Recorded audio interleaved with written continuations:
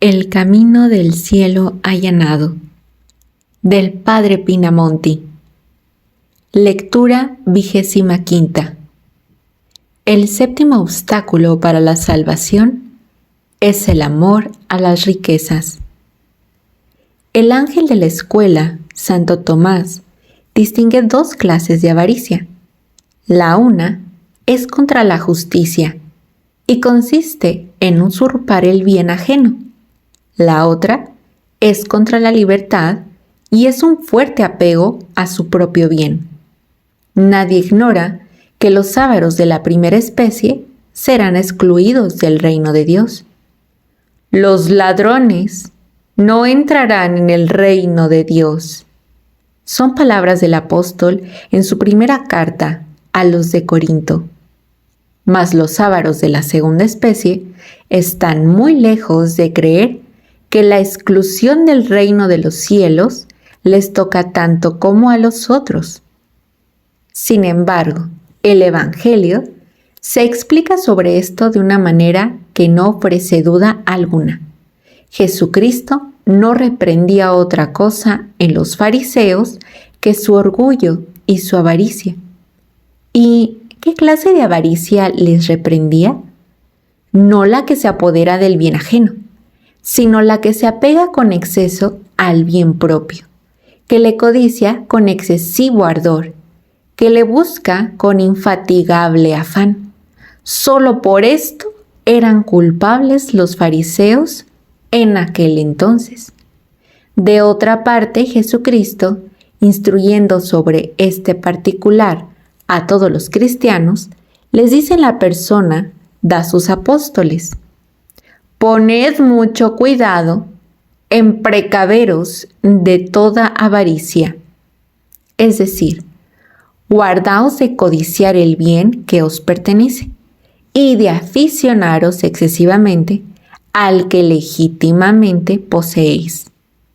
En efecto, ¿en qué ocasión nos hace conocer el Salvador de un modo sensible el más peligroso de los obstáculos para poseer el reino de Dios? En la de un hombre virtuoso, pero apegado a sus bienes. He aquí el hecho con toda su sencillez y sacado del Evangelio, a fin de que podáis convenceros de la verdad. Habiéndole preguntado un hombre: Maestro bueno, ¿qué debo hacer para alcanzar la vida eterna? Jesús le respondió: si quieres entrar en la vida, guarda los mandamientos. Él le dijo: ¿cuáles? Y Jesús le respondió: no matarás, no adulterarás, no hurtarás, no dirás falso testimonio, honra a tu padre y a tu madre, y amarás a tu prójimo como a ti mismo. El mancebo le dice: ya he guardado estos preceptos desde mi juventud. Jesús, habiéndole echado una compasiva mirada, le dijo: si querés ser perfecto, ve, vende cuanto tienes, dalo a los pobres, y tendrás un tesoro en el cielo. Ven después y sígueme. Y cuando oyó estas palabras, se fue triste, porque tenía muchas posesiones.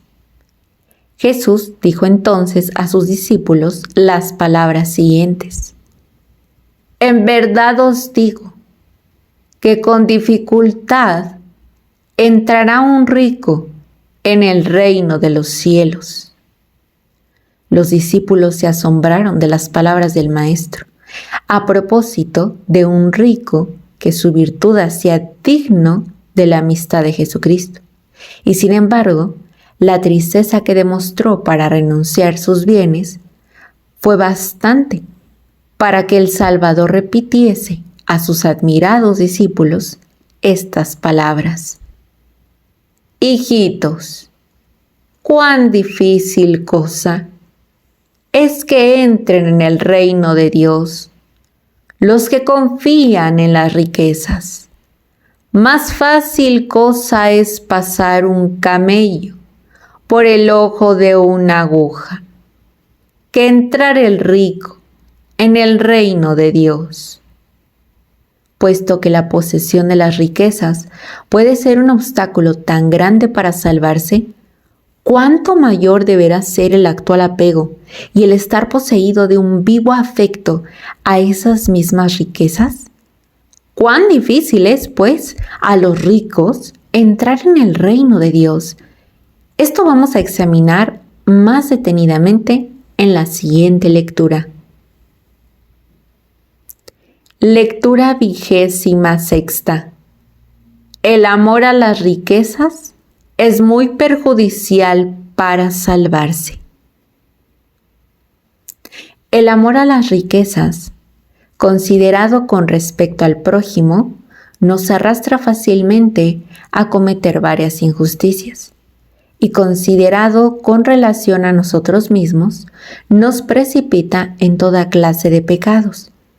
Para convencerse de esta verdad, hasta formarse una idea justa y precisa de la violencia de esta codicia y de la tiranía que ejerce sobre el alma de que se ha apoderado, Santo Tomás dice que la pasión para las riquezas participa de dos especies de pecado, de los cuales los unos se llaman pecados del entendimiento y los otros pecados del cuerpo. Los primeros son más bien propios del demonio y los segundos del hombre. Así es que de una sola pasión nacen en algún modo dos monstruos conjuntamente unidos, que son la codicia del espíritu para amontonar riquezas, cueste lo que costare, y la codicia de la carne para satisfacer todos los sentidos por estos medios. ¿Cómo resistir esos dos fuertes artillados? Enseguida, las ocasiones de fomentar el amor de las riquezas pasan a ser muy frecuentes y de consiguiente se forma muy luego una violenta costumbre. Vemos todos los días una infinidad de cristianos que solo se ocupan de sistemas para aumentar sus bienes y de proyectos para aumentar los réditos por medio de cambios, de ventas, de préstamos o adquisiciones. Se hallan, según expresión de un profeta, completamente absorbidos en el dinero. Así es que al paso que con el tiempo menguan y pierden su intensidad las otras pasiones, estas parece que aumentan y que se fortifican. Las otras pasiones solo procuran al hombre un placer único, al paso que ésta los procura todos por los medios de que dispone. Por esto arrastra con una fuerza superior a todo atractivo. Pero el mayor mal del apego a las riquezas consiste en tomar esta pasión diferentes formas, a fin de disimulársela a sí mismo. Ora se encubre bajo el pretexto de la prudencia, que pide prevenirse contra los posibles peligros de la pobreza.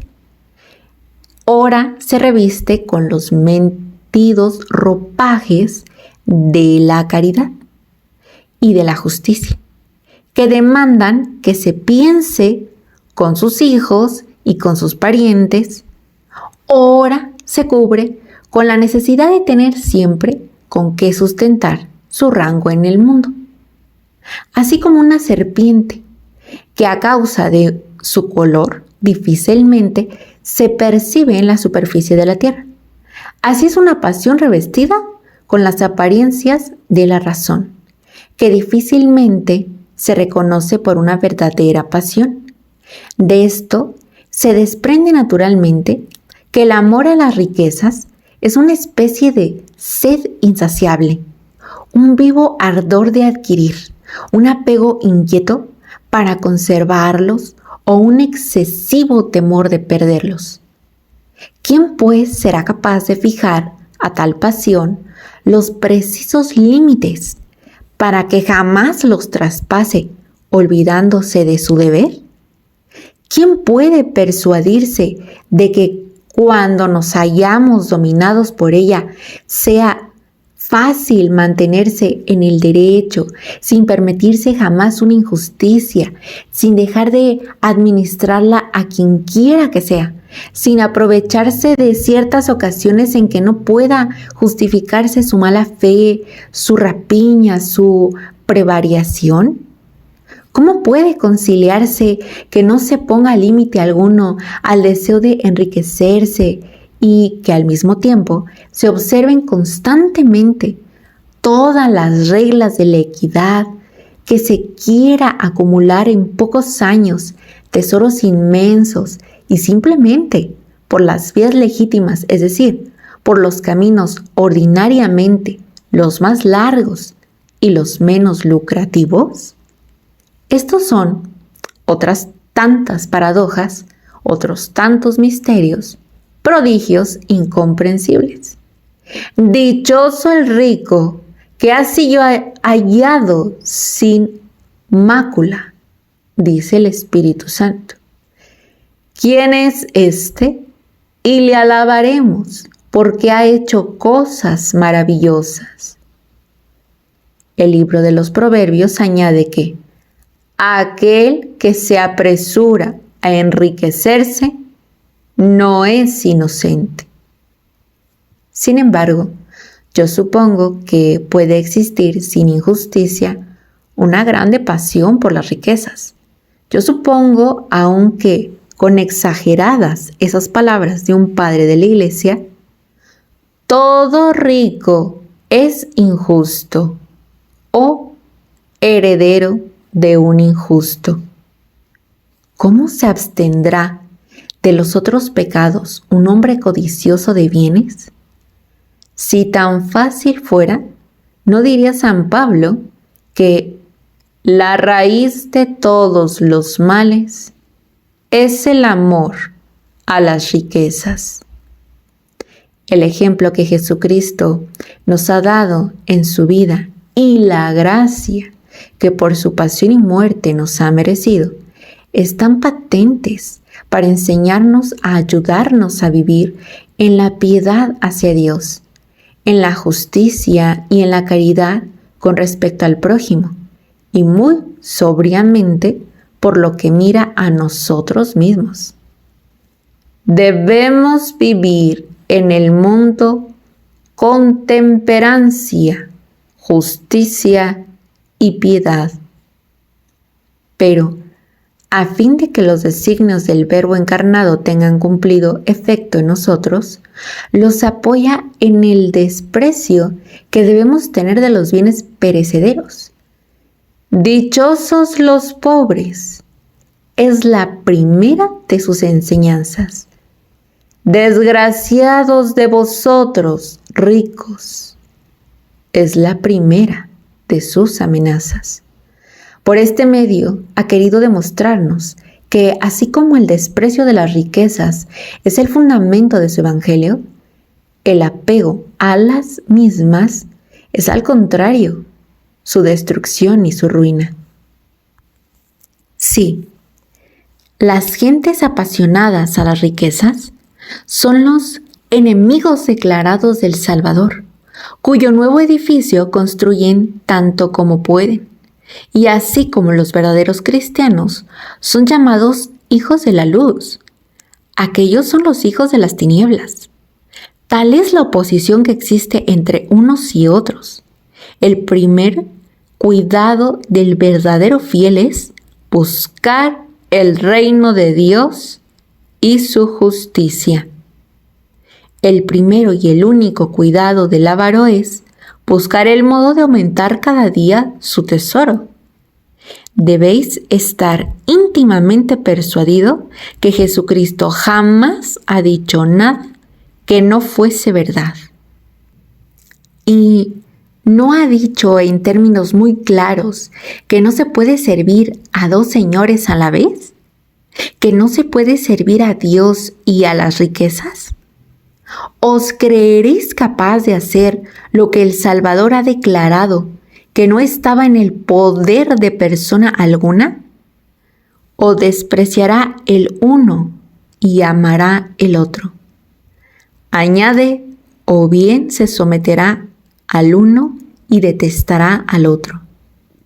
¿Qué más puede decirse? Aunque en la antigua ley fuesen propuestas las riquezas a título de recompensa, sin embargo, alarmaron de tal suerte a Salomón que dirigió a Dios esta súplica: no me concedáis riquezas, por temor de que estando saciado, no me venga la tentación de renegaros y de decir, ¿quién es el Señor? El amor a las riquezas no nos separa menos de nuestro prójimo que de Dios. No hay pasión que perturbe tanto la sociedad civil como el interés. Esta pasión es el origen de diferencias, de querellas, de procesos, de odios y de divisiones. Y no solo se litiga y se disputa con todo el ardor contra los extraños, y a menudo por una friolera, sino que se hace contra un padre, contra una madre, contra un hermano, contra una hermana, que llegan a ser enemigos irreconciliables por una insignificante parte de bienes que cada uno se atribuye. El espíritu del cristianismo es un espíritu de paz, de unión y de caridad. Pide que hagamos bien a todos en cuanto nos sea posible. Pide que amemos a los otros como a nosotros mismos, del modo que Jesucristo nos ha amado.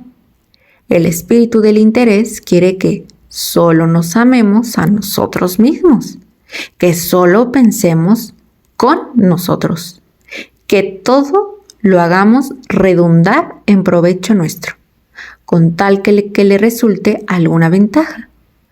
Poco le importa que sea en perjuicio del tercero. Así es que el negociante solo busca monopolizar, si puede, las mercancías y enseguida ponerlas en venta a un precio exorbitante. Lo mismo si son buenas que si son de mala calidad. Así es también que el hombre de posición las más de las veces se cuida, poco de que los pobres perezcan de hambre, que los obreros vean frustrados los resultados de su trabajo,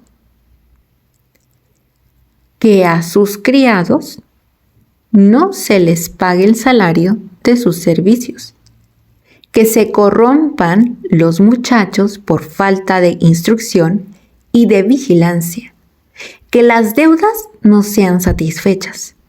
Todo esto, repetimos, le embaraza poco con tal que vaya bien su soberbio equipaje, su magnífica mesa, el juego y 1000 otros gastos de toda clase.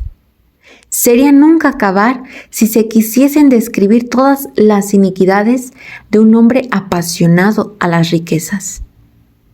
Concluyamos que el hombre, de quien se ha apoderado el amor de las riquezas, no deja lugar en su corazón para su eterna salud.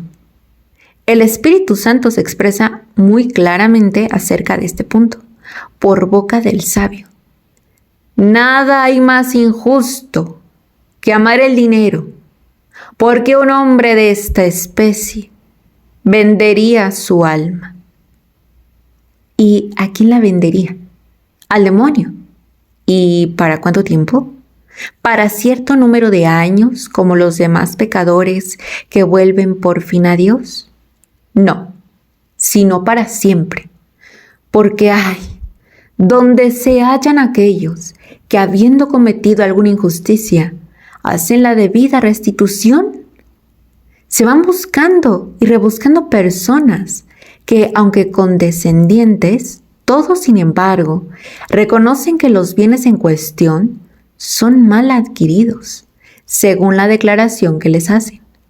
Pero, al fin, desentierran a alguno que, o más audaz o más ignorante, piensa de otro modo y se atiene a él, y Él solo prevalece contra todos, y Él es el único que entiende los negocios.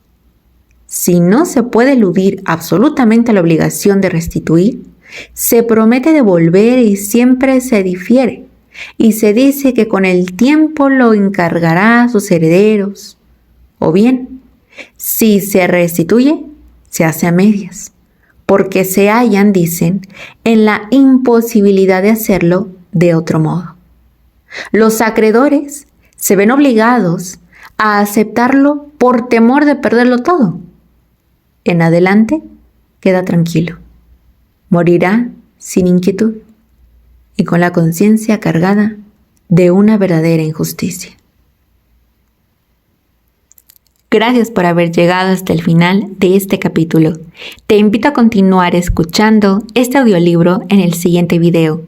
Recuerda compartirnos qué te ha parecido el libro en los comentarios y te invito a escucharnos ahora también en Spotify. Bendiciones en la divina voluntad.